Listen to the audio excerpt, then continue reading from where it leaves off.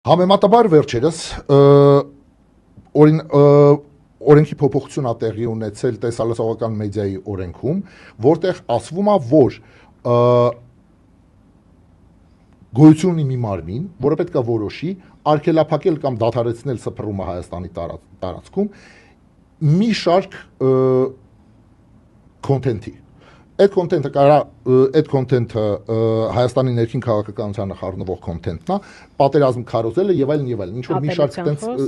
չէ, ատելության խոսք չէ, ատելության խոսքը այդ մի քիչ ուրիշ կինո է։ Այդ հեսա է դրան կհասնենք։ Դեռ ատելության խոսքի մասին չի խոսքը այն նրա մասին է, որ կա ինչ որ մի արտասահմանյան քոնթենթ, որը մեկ էլ կարող է խանգարի Հայաստանին, օրինակի համար Հայաստանի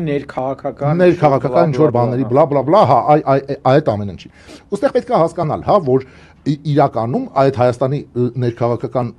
պրոցեսներին խառնվելը հազար ու մի օրինակ կարա ունենա։